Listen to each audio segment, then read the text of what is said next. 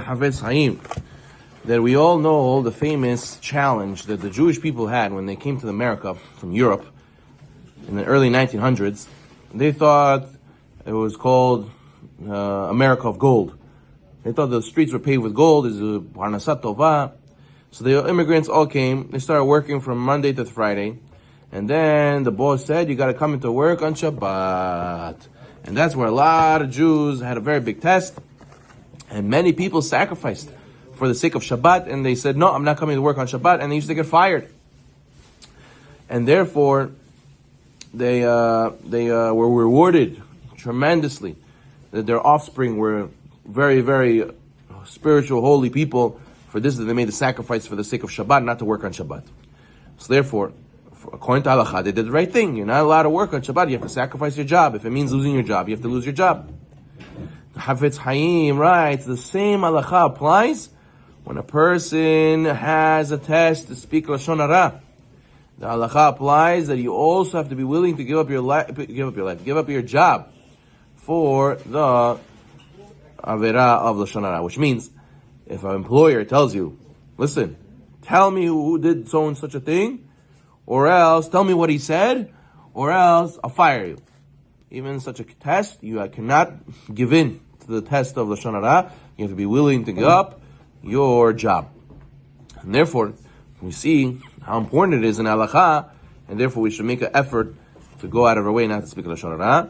He says, a very, very common case that comes up is people speak about people they hired. You know, they like to vent about a doctor they went to, or a certain business they recently visited, or a certain salesman they dealt with recently. They like to just vent and like to say negative things about them, which is 100% Lashon Hara. But how much more so a person, and even in such a case, should avoid it. We said even in a case where the employer forces you, well, it says, tell me or else you'll lose your salary. A person has to be willing to give up his job. The Chafetz Chaim writes another interesting thing.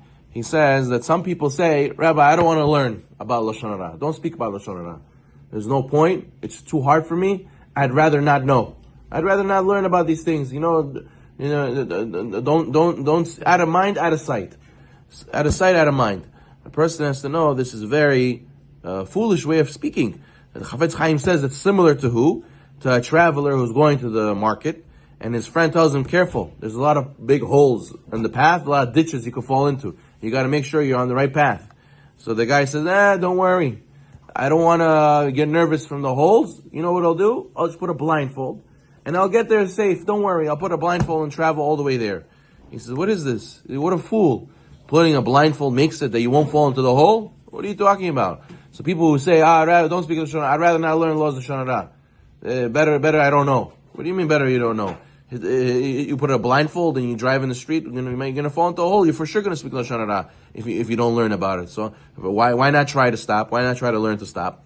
So therefore, since we speak most of the day, a lot of times we're speaking, we have to make sure to learn the halachot. Just like we watch what we eat, we have to watch what we say. He also says that you cannot speak Lashon Hara about anybody financially, which means, let's say you know a guy who's not doing so well financially. It's a sort to speak about his financial situation to other people that has nothing to do with him, right? You see this guy, he's in debt all the time. He always asks this guy for a loan. He asks that guy for a loan. He's not doing so well, right? Or you reveal some negative thing with finances about this guy, there's a big fine on him. This guy, he's in big problems financially.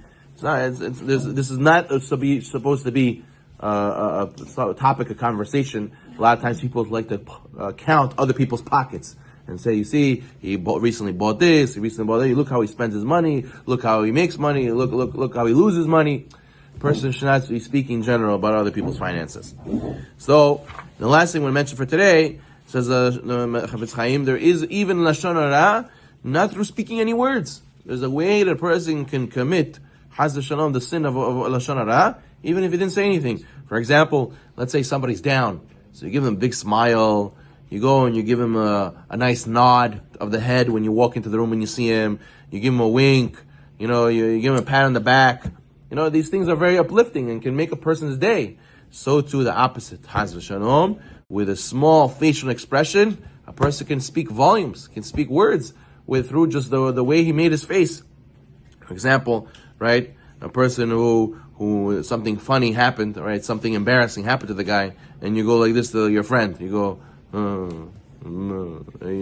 or this guy, he says, listen, don't worry, I'll take care of this, I got it, I'll be the one who delivers, and you go to your friend,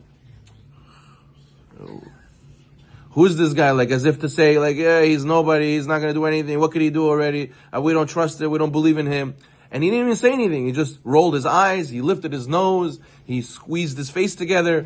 So all these things speak a lot of words. You know, a facial expression says a lot. So therefore, you can ruin somebody's reputation with a small rolling of the eyes or the small turning of the nose, even if you speak any words. Therefore, you're speaking on the phone with somebody, right?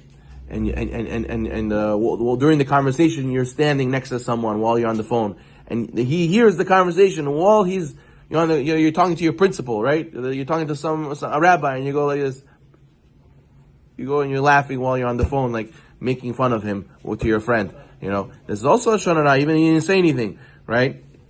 Or let's say the speaker is speaking, right? And you wink to your friend while the speaker is speaking. You're trying to tell him something negative about the speaker. All these situations could be, it is a form of Lashon Hara, even though you didn't say any words. Therefore, not just the words are the problem, the understanding, the negative understanding that you give to other people is what is also the problem. So therefore, we should also to be giving the right facial expressions.